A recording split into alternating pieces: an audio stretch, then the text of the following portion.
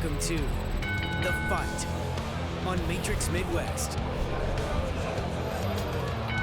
with Randy Karraker and company. Hi kids, welcome to The Fight. Great to have you with us on Hump Day, Wednesday. Andrew Rogers, Randy Karraker, and coming up, has Tiger Woods become a what-if story?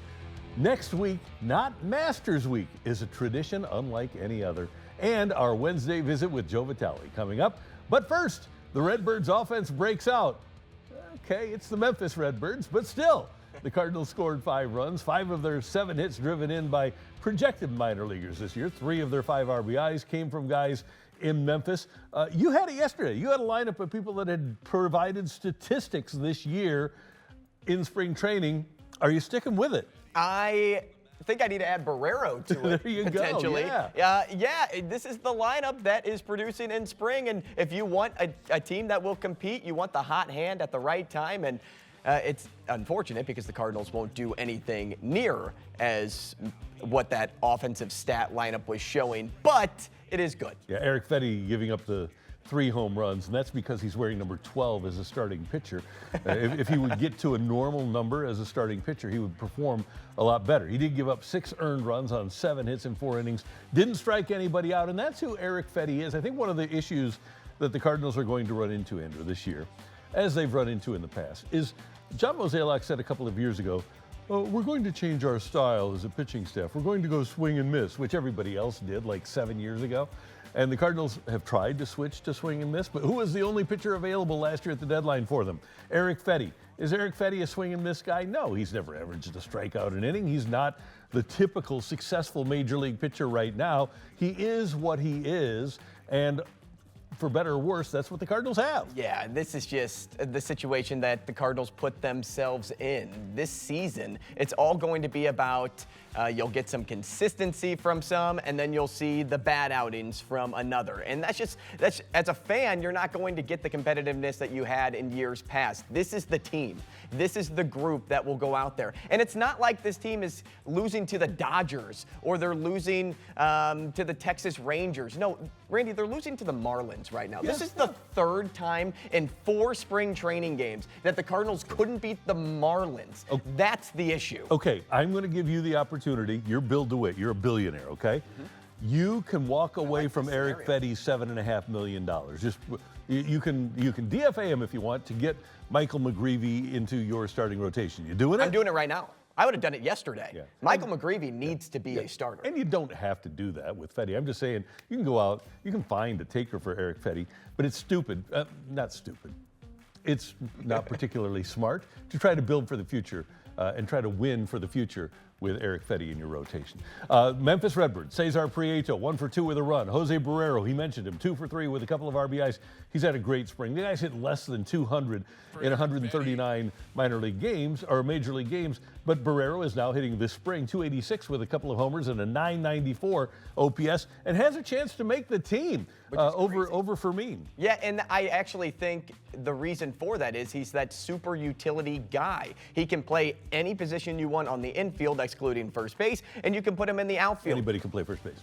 I still don't think so. Just because they put him at first base doesn't mean anybody can play first base. But this is like a Tommy Edman back on your team. That's kind of how you can look at him if he is this super utility. Yeah. And that's what Marmol, was saying. Yeah, Tommy Edman without the offense. Yeah, that is true. Now, with the Yankees injury, some of us have been dreaming of a trade to send a starter there. Well, yesterday, Yankees GM Brian Cashman said that, quote, very little, unquote, is available on the pitching market at this time of year, and that the Yanks will rely on what we have. Well, he did say that they would explore other options. Cashman admitted that Yankees tax penalties make it less likely that they'll go with an external addition. So any of our dreams that a Matz or a Fetty or even a Nolan Arenado would wind up in pinstripes, I think, have gone by the boards, unless, of course, Brian Cashman is posturing.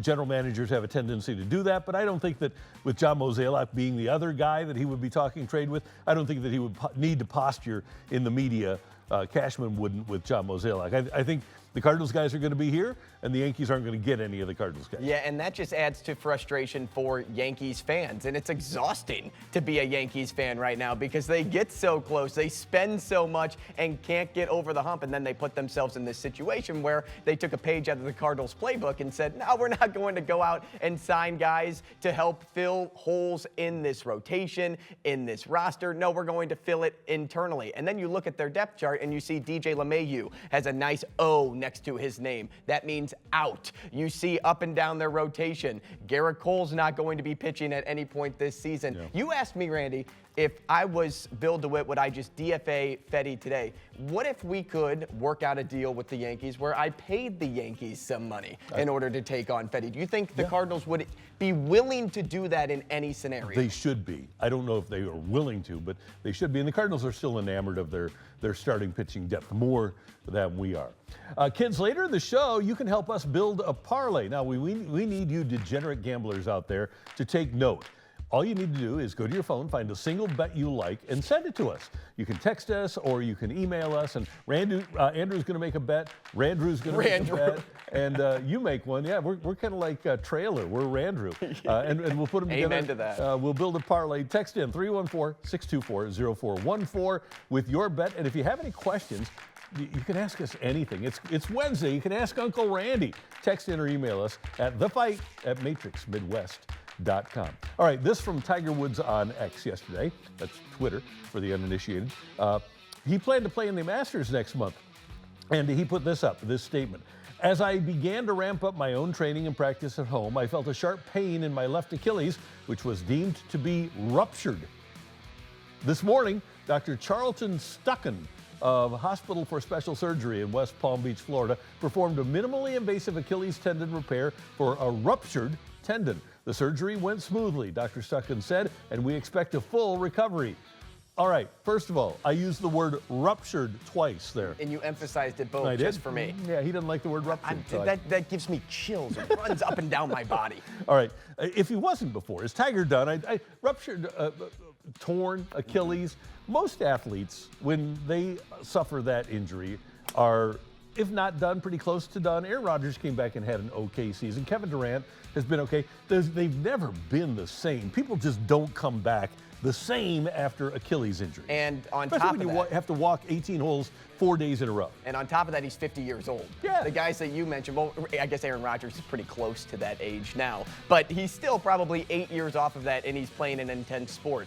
For Tiger, he's at the point in life where, yes, you can't fully count him out in any situation, but he's been tailing this direction. He's been hurt, bruised up over the years. And, you know, he has such an established golf life. He's got Charlie waiting in the wing to go play on the PGA Tour. It's not like he ever will get away from golf. I just don't know if he'll be competing much longer. Not at that level. And we can safely say that if he had stayed healthy and not had his issues physically from 2008 on, he would have won 3 more majors.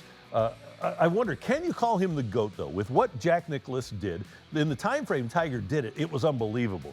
But is he going to be remembered for his greatness or as a what if? And here's the reason I asked that question. From 1997 to 2007, Tiger Woods averaged 19 tournaments a year. And in the last 17 years, so the first 11, he averaged 19 a year. In the last 17 years, he's averaged 8.7, whether it's because of injury or scandal, all right?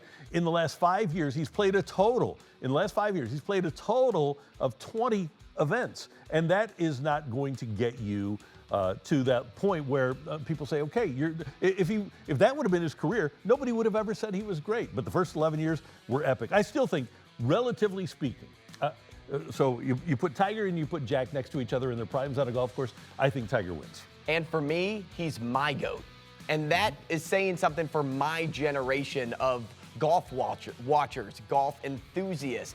We didn't get to watch Jack Nicklaus. Jack Nicklaus was great. You can read about him. You can go watch videos on YouTube about Jack Nicklaus, but you didn't get to see those epic, legendary moments like you did with Tiger Woods. And it's so easy for me to say, yes, it's him. He's the greatest of all time. But it's unfair to Jack Nicklaus at the same time for somebody that never got to watch him. But you're absolutely right. I never thought the what if would ever play into Tiger Woods' hand at any point until you just broke down the stats for me. Yeah. And now I'm like, and he's not Mike Trout, right? Mike Trout was a big what if in baseball because he just could never get to a World Series and also stay on the field long enough, but he was great because golf is an individual sport and he was able to do things for 10, 11 years. But it is crazy to think that he could be questioned in the GOAT conversation. Might have won 30 had he stayed healthy and avoided the scandal that he encountered. And one other thing, you talk about seeing him. We all saw him.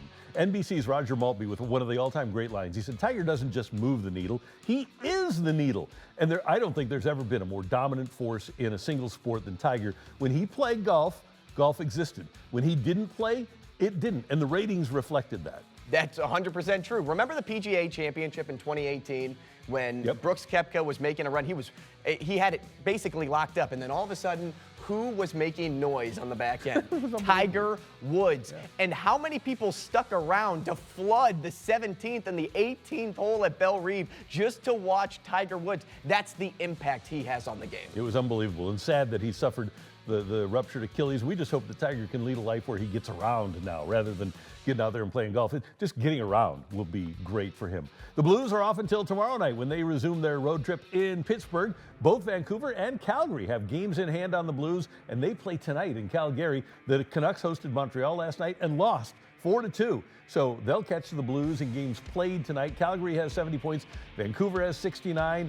Who are you rooting for tonight, Andrew? I'm rooting for Vancouver since the Blues have a game against them here next Thursday. They don't have any left against Calgary. So rather have the Blues control their own destiny. I like that play too. I'm rooting for Vancouver for a couple of reasons. One, I told you before the show, Victor Mancini, the Omaha Mavericks product, is on the ice in place of Quinn Hughes. He was recalled. His nickname Moose, if you can Moose believe that. Mancini, Yeah, he's huge. Big guy. You know what his nickname should be? Boom Boom. There was an old boxer named Ray Boom Boom Mancini. Boom Boom would be a great nickname. All right. Well, I'll make sure next time I see him when we go to Enterprise, I'll call him Boom Boom, see if he has any reaction to it. But in terms of who I'm rooting for, for me, it's the Canucks because I like their overall talent more, and I hate their goaltender. And they don't have a very good goaltender in Lankinen. And yes, he's been okay this year, but he doesn't, we talk about moving the needle, he doesn't move the needle for me. As for Calgary, they have a great goaltender. That rookie, Dustin Wolf, is outstanding. They may not have the perfect roster, and I'm also not a Kadri fan, so I don't want to root for Calgary in any scenario. But if you can pass Vancouver in a lot of ways, you want to do so, and that's why you root for them if you're a Blues fan. So bottom line, if Calgary loses tonight and the Blues beat the Canucks next week, all good, and the Blues can be in a playoff spot by the time we hit Friday. That's pretty cool. Coming up, basketball says, you like us. You really, really like us. And guys, we've got a one-time hack to see every game of the NCAA tournament with no consequences. That's next in The Fight here on Matrix Midwest. Hey, I don't want you to get sidelined by bone or joint injuries or pain. The orthopedic specialists at St. Luke's are dedicated to helping you return to a pain-free life. St. Luke's orthopedic surgeons and nurses and operating teams and their physical therapists bring together expertise, advanced technology, treatment options, and personalized care to help you live the healthiest life possible. St. Luke's Advanced Orthopedic Care ensures that you have access to inpatient rehabilitation, outpatient rehabilitation, and home and short-term rehabilitation services depending on your needs.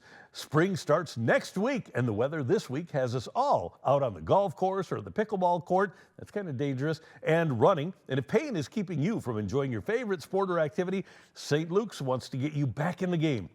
Their sports medicine physicians treat athletes of all levels, weekend warriors like us, and people that push their body every single day. And if you have pain and stiffness in your elbows, kind of like Giancarlo Stanton right now, or your hands or your feet or your knees and hips and back, that can interfere with every part of your day. And St. Luke's offers comprehensive, non-surgical, and minimally invasive treatment options to reduce your pain and restore your mobility and function. Get to St. Luke's and visit their orthopedic experts for any joint pain you might have. It's the place to be. See the St. Luke's difference for yourself. Find out how St. Luke's orthopedic specialists can help you live your best life. Call 314-205-6060 today for world-class compassionate care, or visit online at stlukes-stl.com.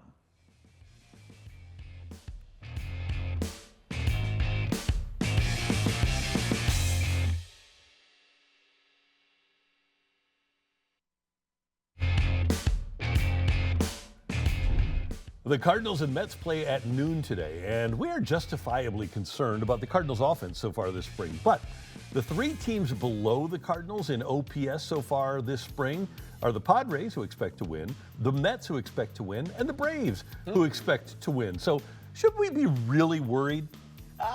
I'm still a little worried, more worried than probably the next person. Actually, that's not true. All fans are probably worried right now with what they're seeing, but that is nice to know that other teams are struggling too. Teams that have spent and are continuing to spend and are projected to win a World Series, Randy. That's good. The Padres, Mets, and Braves are different because they've done it before.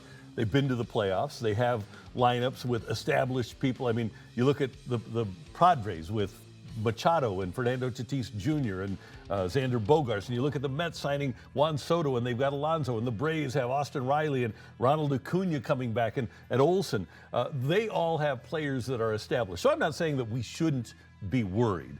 But my point is that we all reasonably expect that the Padres, Mets, and Braves are going to be fine once the season starts. My point here is that I don't think that just because the Cardinals suck offensively in spring training that they're going to suck during the regular season. They have a chance to be okay because I fully expect the Padres, Mets, and Braves to be fine once the season starts. The problem there, though, is it's like a younger person who just went out for a long night at the bar versus an older person. The Cardinals are the older person in this case. The younger person can rebound a lot faster. These hitters can rebound faster on the Padres, the Mets, and the Braves. The Cardinals will struggle to rebound just because of their overall youth and inexperience. Because of the new hitting coach.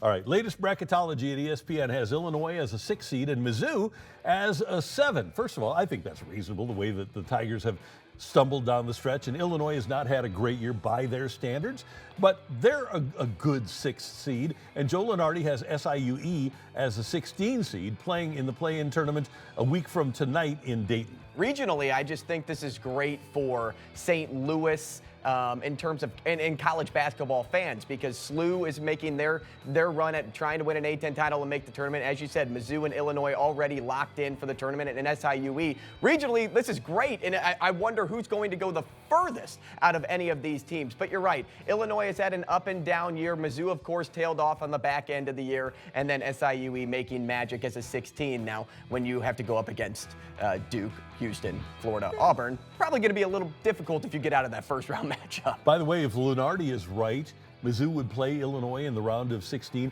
I think that's one thing. And the NCAA tournament committee says they're random. I wouldn't be random if I were them. I would go for the storyline. And I think Mizzou and Illinois in a Sweet 16 matchup, that'd be a great storyline. I don't know why they don't just admit, hey, yeah, we want the story here. We want the eyes on the television. You'd get a lot of viewers for that game. Bragging rights in March would be insane. Now, out of those two teams, Randy, who goes further if they do get to that point?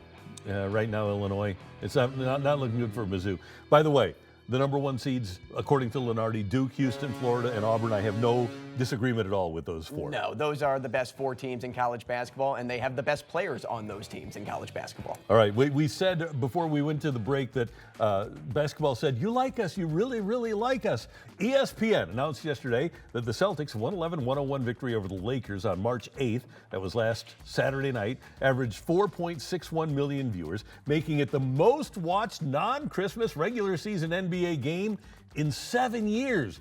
The game was part of ESPN's primetime coverage. It was available across ABC, ESPN Plus, and Disney Plus. And Andrew, it was up 92% from last year's comparable game window on ESPN. That's wild. And it helps that this game was on Saturday, too. Remember that. It wasn't just a random Wednesday night or Thursday night. People were at home. People were looking for something to watch, and they turn on this game. Why? Because they're superstar franchises. They not only have superstars on the team, and Luka Doncic has been in the news lately. Jason Tatum has been in the news lately, although probably in eyes that people don't want him to be in. But still, these are situations where you can say, I'm going to watch the best of the best tonight. And that's what people did on Saturday. For all the talk about how boring the NBA is and why ratings are so way down, seems pretty simple. Have 2 iconic franchises that are playing well and have stars. The Lakers and Celtics, Andrew, they've combined for 31 of the 77 NBA titles. 40% of all NBA titles belong to the Lakers, who have 16, or the Celtics, who have 15. And that's history, right? And you tune in for history. If I'm sitting there watching an NBA game as a casual fan, I'm probably not turning on the 76ers and Magic. Yeah. I'm turning on the Lakers and the Celtics. Yeah, iconic franchises with stars, boom, TV ratings. Ken Rosenthal says at The Athletic that Vlad Guerrero asked the Blue Jays for $500 million, straight cash, homie. He doesn't want deferred money. He wants real value right now. He doesn't want deferred money unless the deferrals make his present-day contract worth $500 million. First of all, is a first baseman worth that? I don't think he is. He's a first baseman. He's going to be a DH at the end of 14 years. It's talking 14 years.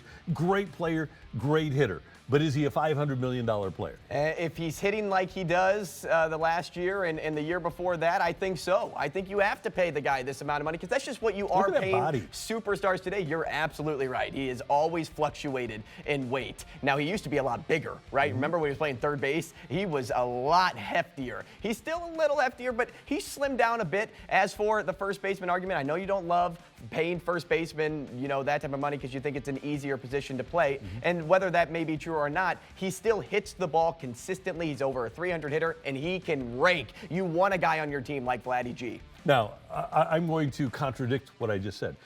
If Guerrero had come to me on the heels of Juan Soto signing for $765 million over 15, and I was the Blue Jays and I had a chance to sign him for $500 million. I am the Blue Jays. I can sign him for $500 million and keep him in my uniform until he's 40. I would have done it. I would have given him the $500 million. And they were going to do that with Juan Soto anyway. They were going to pay him more than that. So why wouldn't you go snag your superstar and keep him happy? We've been seeing that a lot with teams. They're paying guys to keep them happy. You got to do that right now, Blue Jays. You got to. All right, guys. This is a very important time of year.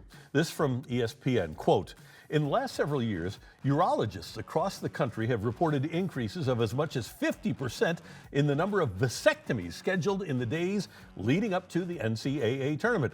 With a little bit of clever scheduling, it appears men have found a loophole that turns one of life's more unpleasant procedures, yes, a vasectomy actually made me throw up before I had it, into a 4-day vasectomy vacation that coincides perfectly with March Madness. In fact, none other than the Cleveland Clinic. The Cleveland Clinic says you'll need at least 24 to 72 hours of recovery, which is a great excuse for a laid-back weekend and a TV binge. So I'm totally on board with this. I didn't do it this way, but you guys are smart that picked March Madness next week for the vasectomy. There's a reason this is an article. There's a reason that this is in the news. People have done it and are currently still doing it. I think it's genius. I've always said March Madness is the most wonderful time of the year. And now that song gets attributed to around the Christmas season. But for me, it's March Madness, especially on the sports calendar, because from 11 in the morning until 9 o'clock at night for 4 straight days, it's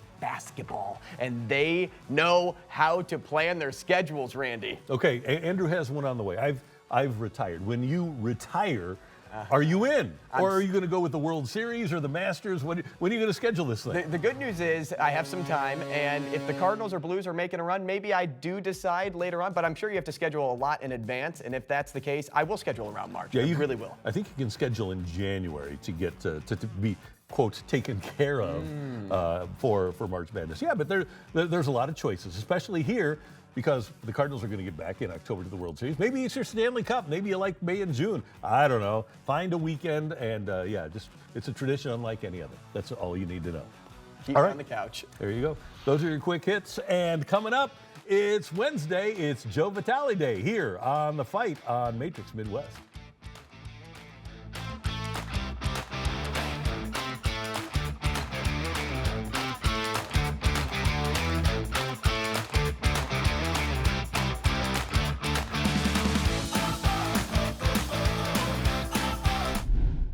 Now, live with Joe Vitale. Brought to you by Adonis Recycling. It's good to have you with us in The Fight, and it's Wednesday morning. It is Hump Day, and it's always good to hear from and talk to our buddy Joe Vitale, Blues broadcaster, who joins us live this morning on The Fight. Joey V, good morning. How you doing? Randy, good morning. Morning to you both. Doing well today. Doing well. How are you? Good morning. Hey, you played a lot, whether it was in high school, college, or in the NHL. Is this break, playing last Saturday and off until tomorrow, is this a good break for the Blues? I think it could go either way. I think that certainly, you look at the upside of, a break is a break, and anytime you can get rest, especially during the meat of the season, is important. We saw the break and what it meant to the Four Nations for the St. Louis Blues as far as players like Robert Thomas and Pavel Buchnevich. They just had a resurgence of energy, and of course that kind of flipped into their play. These are players that have been dealing with the bumps and the bruises all season long. So I think that you look at this break right now as an opportunity for them to again find that rest, find that recovery. Now on the flip side is momentum. That certainly is a real thing. I think that the momentum that they have created over the last couple of weeks is real. And I think that, for them to continue this momentum is certainly going to be important. So how do they kind of park what just happened? How do they grab the rest they need?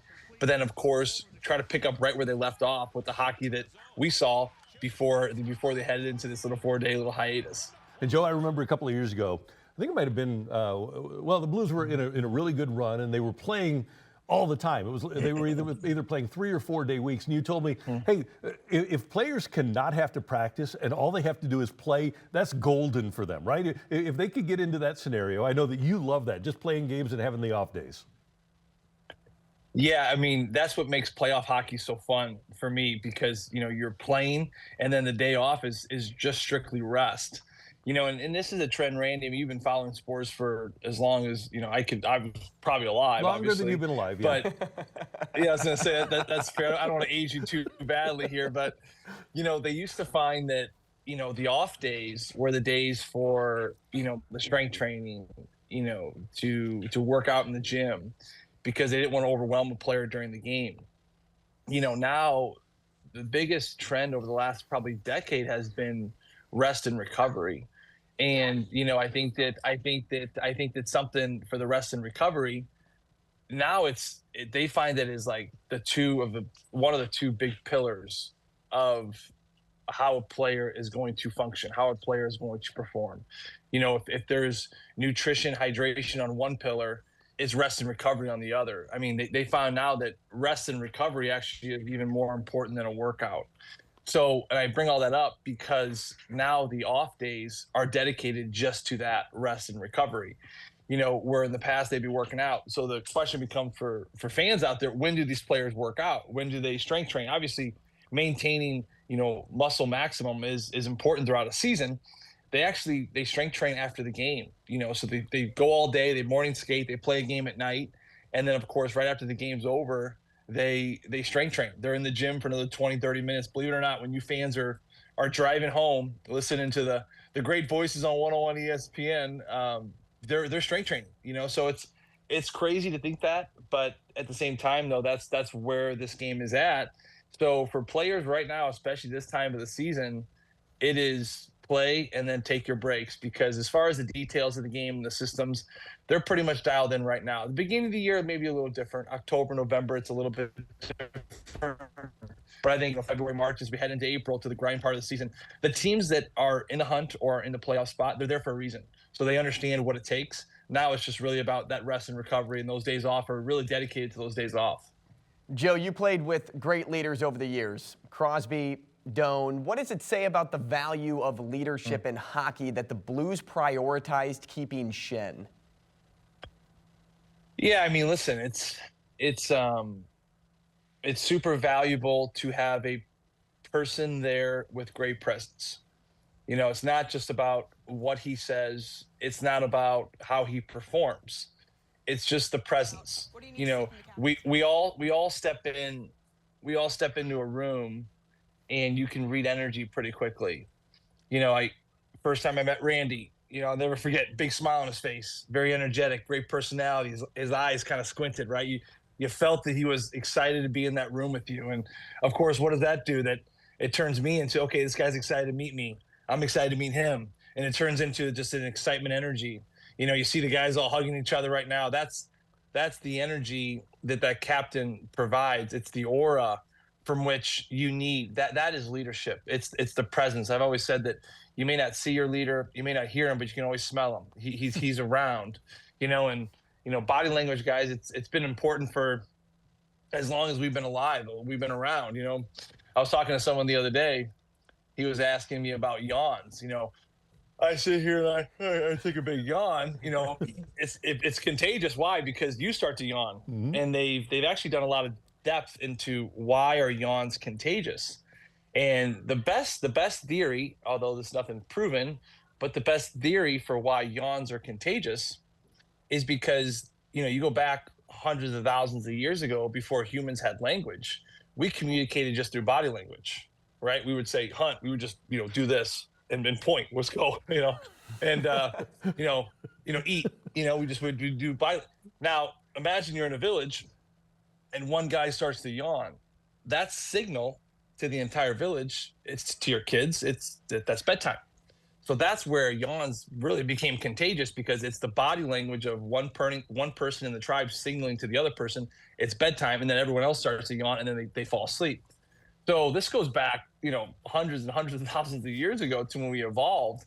And now you compare that to you're on a hockey bench, far less serious. We're not trying to, survive saber-tooth tiger attacks and the plague, but still we're trying to win a game here in front of a lot of people, which is a lot of fun too. But you look at Braden Shen on the bench, that leadership. I being on the bench with Shane Doan and Sidney Crosby. It's not just about their performance or what they said. You just feel that energy. You feel the calmness. You feel the poise. You feel that stoicness in them, that everything's going to be all right, whether things are going well or especially when things are going wrong. You look to them and you think, okay, things are going to be okay. And I just think that's something that Braden Shen has had little by little each and every year. He continues to climb in this league, but it just has been driven up and supercharged here in the last season. Last year, I think he got his feet wet a little bit, is what a real captain is. He finally had a letter on his sweater. But this year, it's just he's taken on a whole new dimension. And to me, look around the league, he's one of the best captains in the league. Whenever you have Joe Vitale on the show, you learn something that you didn't know before, and the knowledge is great to have. Joey, we just did a story before you came on about the NCAA tournament coinciding with the time of year that the most vasectomies are performed. When you had yours, since reversed, did you schedule yours with something happening in mind, or knowing what you know now, would you, for the Stanley Cup playoffs or the NCAA tournament or something like that? Yeah, so I've heard that theory that vasectomies are now because men just want to plop their butt on the couch and just watch of course, the tournament. Mine had nothing to do with that. Mine was little about the sports timing of where I want to sit around. First of all, I already had 3 kids at the time when I got mine, and then 5, I actually got reversed and then flipped and flip-flop, switch-fast. It's a long story. We don't need to go there. But I had 3 when I had my first one, 5 when I had my second one.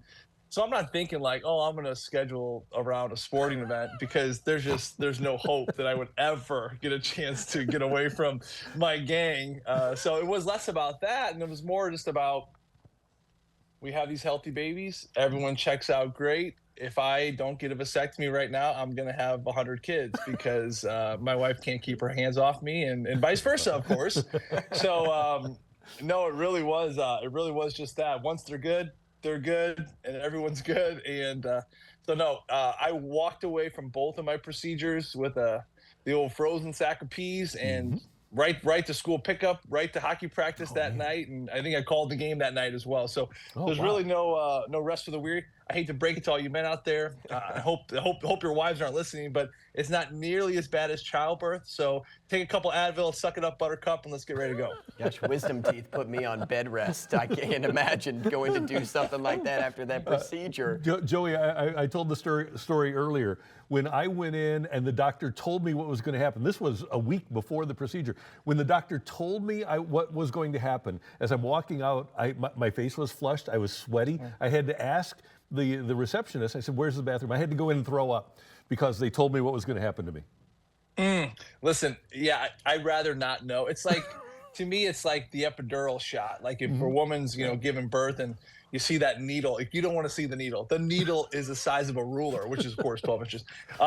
It is massively big. So you're better off not seeing, you're better off not knowing, but it is hard to avoid it. Listen, you're on the back of a bed, and you see the smoke, start to go up. You're like, the smell. There's smoke happening down there. My guy was listening to Metallica. The smell's horrible. My guy was listening to rock and roll. He was having a conversation about things the whole time. I don't know what it is about me, but apparently I always find the days where they bring in students who are trying to learn. So I got like Nice. 3 other like students, 2 were female, kind of like really getting in there. But you know what? It's again, it's like childbirth for women, I would imagine. Like there's just you get any privacy or integrity of your, just strip it away. Like here I am, world. Accept me for who I am. Love that I can fit this into a sports show. All right, Joe, last thing here from me. If you could attend, because we just mentioned if you would have sat down during your recovery for a sporting event, if it was a non-hockey major sporting event, what would you physically attend at any point in time? That's a great question. I think for where I'm at in life with the chaos nonstop, I would need something relaxing. So, like an intense football game is out of the question. Baseball is not really my thing. Tennis is even still too intense. To me, it'd be the Masters. I believe it or not, I hate golf. I despise. I actually went on Jay Delsing's podcast about 2 years ago, and I didn't even know it was a golf podcast. He asked me if I golfed right off the hop. And I just literally ripped golf for like 20 minutes. And at the end of it, he's like, this is a golf podcast. I'm like, no, I didn't know that, but whatever, just being honest. So I don't like golf, but I will say the Masters. There's something really, I think, peaceful about that tournament, to be there, and just it's low anxiety, but also you're watching the best performer, what they're great at, and it's just pretty. It's pretty to walk around. I've always seen it on TV, but it's also, to me, it's a signal in my mind where the timing of the year is entering in playoff hockey. So you're kind of in that, playoffs are coming up, say goodbye to winter, a relaxing tournament. It's beautiful. And of course, one of the big majors to start the year. So that would be it for me right there, the Masters. Last Saturday, the second game of the 3 for the Blues that we have here on Matrix Midwest. Our final one is on March 25th against Montreal. That's a home game against the Canadians. But Joey V and Bernie and Scott Warman were here in the Matrix Midwest studios. How did you like our digs? Did you have a good time? Did we treat you well? I felt good. I couldn't figure out what to do with my knees, my legs. See, I'm crossing them there. That to me is a little unnatural, but I couldn't go like full dude mode and have my legs spread out. The camera was like right up in my biz, so I had to kind of like sharpen it up and class it up and cross my legs, which felt unnatural. I got these big tree trunks. You ever try crisscrossing tree trunks? It doesn't work too well. So aside from that, it was amazing. The studio was awesome. The whole staff was great. Listen, I don't know if we're gonna do it again, but I'm all for it. I loved it. Like I said, the staff over there, you guys have such a wonderful group, just kind people, wonderful, wonderful studio. I snuck in some Jets pizza from the kitchen. I don't know whose that was. Sorry if whoever ordered the Jets pizza. I sniped a couple pieces. But the kitchen was great. Bernie brought in a pie from Annie Gunn's. We fired up the oven. We made a pie. We talked some hockey. We stayed as late as we wanted. And start to finish, it was a wonderful experience. One of my favorite games to be a part of. Good. And by the way, we hear that our director, Tyler, forced you to put makeup on or to get some makeup. Is this true? Yeah. Apparently, I'm too handsome. My face is too shiny. I'm too youthful. I'm too hydrated. And he's like, we gotta dumb you up a little bit. We gotta make you look like a wax museum. So no, he was being kind. The lighting apparently was shining off my forehead. My wife's got me on this like skin regimen where I moisturize and I do all this stuff, and I'm trying to be more disciplined with that and take care of my face. But apparently for the cameras and the lighting, it's not great. So Bernie luckily had some of his makeup, so he just lent me some, and I touched it up on the old forehead. First time I ever had to do that because the lighting there was tough. But aside from that, it was wonderful. It was good, honest feedback, and I think it probably looked better. You look marvelous. Joey V, thanks, man. You're the best. Thank you so much for the time. We appreciate it every Wednesday morning. Have a great day, and the Blues back at it in Pittsburgh tomorrow. We'll see you soon. Appreciate you, boys. Have a great week. You too. Joe Vitale with us every Wednesday morning, sponsored by Adonis E-Waste Recycling. He is the best. Coming up, we need your help to make a parlay. We're each going to make one, and you can text in to help us out with a single bet on DraftKings for a game tonight. Text in 314-624-0414. Build a parlay next on The Fight.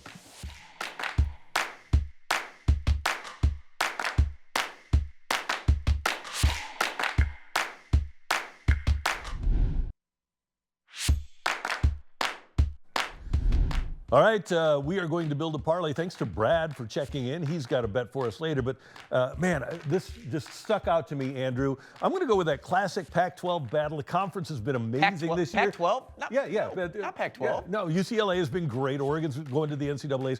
But tonight I'm focused on that classic Pac-12, Cal and Stanford. It's ACC.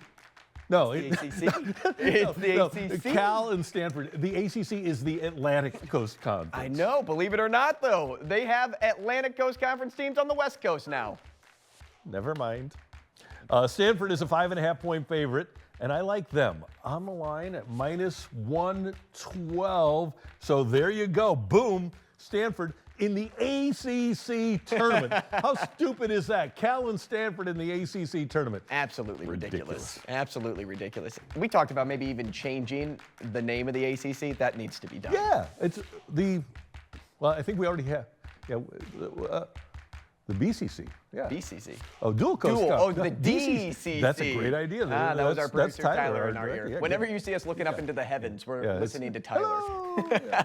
My play, Randy, is in the A10 tournament today. Richmond and Davidson, the winner of this game will go take on SLU in the next round. And how I looked at this, we've been talking a lot today about what team we would rather see play the Blues. I'm going to say what team would rather play Mizzou in my mind, and that would be SLU. I'm sorry, SLU. Thanks for, I corrected him on the ACC. Right. He corrects me on the St. Louis team. It is Richmond plus 6.5 at -115. This seems like a pretty large spread for a 12-13 matchup, doesn't it? Yeah.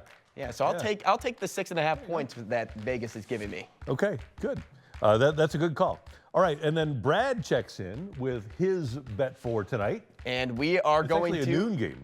Yeah, the SEC tournament, which is funny because if you go up just a few spots, this Richmond-Davidson game is the first of the day at 10:30, and then once that game is practically over, you can turn on the South Carolina game and take the Gamecocks at +4.5. All right, -115. Oh, baby, we've got college basketball on our mind. So what do we have here? The payout here today, Randy, on a $100 bet, $661, Buckaroos. All right. That's a pretty good one. We have a chance to get back on a winning streak. There you go. Here's yesterday. Kawhi Leonard had 29. I hit mine. Andrew, you blew it for us. You can't see me. Yeah. Nope. Yeah, so. I'm not here today. Yeah. No. We would have won again if it wasn't for him. That's today's Build a Parlay. And don't forget, we need you to build a parlay every single day. If you have an idea for a bet tomorrow with the NCAAs going on, there's plenty out there. Text or email us, and thanks to Brad for joining us today. Coming up, we've got Take It or Leave It, plus birthdays and anniversaries on The Fight on Matrix Midwest.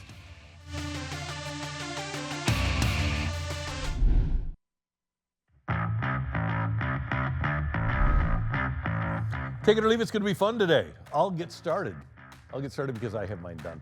USA Today ranked the Major League Baseball stadiums for 2025, and Busch Stadium right here in St. Louis is ranked 17th, just behind Truist Park in Atlanta and just ahead of Marlins Park in Miami.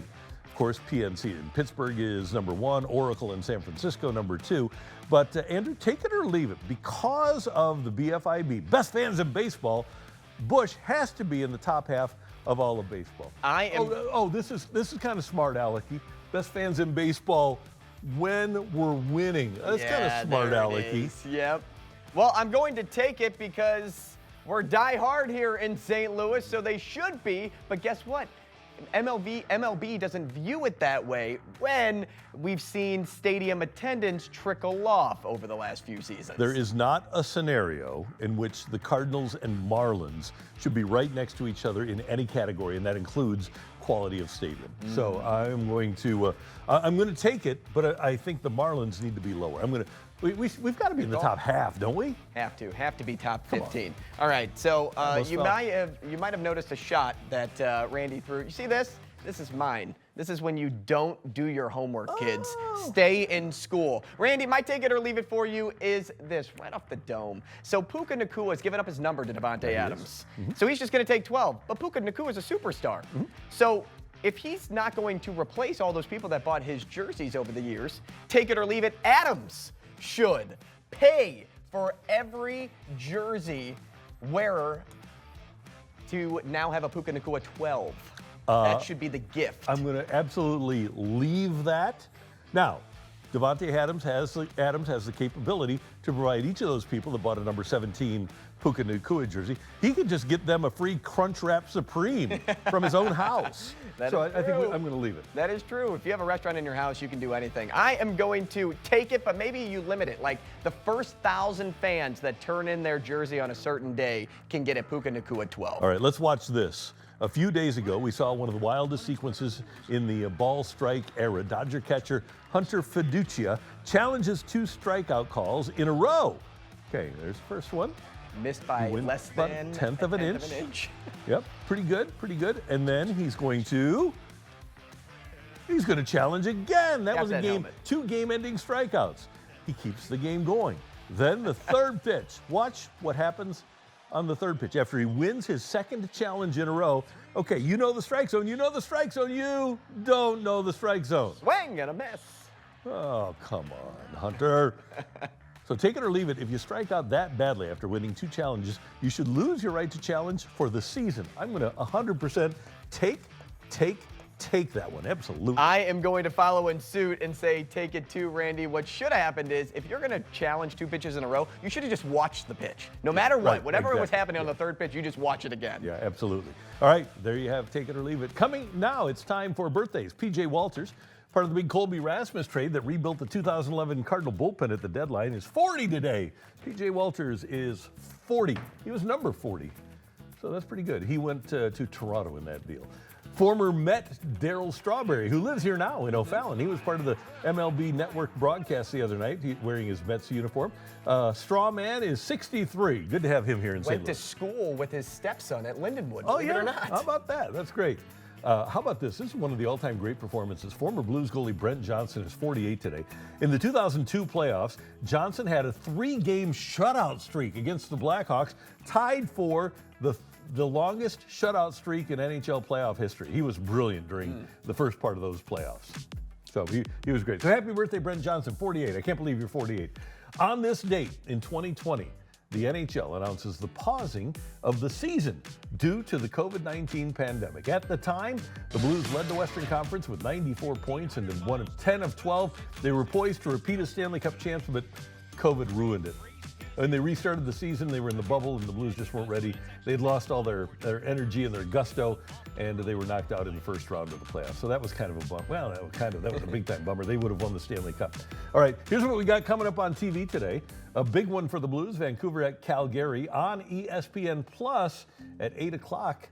So be tuned in for that. At 6:30, maybe a preview of the NBA Finals. The Oklahoma City Thunder visit St. Louis and Jason Tatum and the Celtics. The first of a doubleheader on ESPN. The second game is the Timberwolves at the Red Hot Nuggets. You'll be able to see that, so that'll be pretty cool. By the way, on the day that the world shut down for COVID, everybody else at Costco had toilet paper in their cart. I had ribeyes. I had no toilet paper, but man, I had ribeyes. You're a smart man. Yeah. Hey, thank you for tuning in. For Andrew Rogers and our fabulous director, Tyler Klaus, we all want you to have a wonderful Wednesday. Happy Hump Day, St. Louis.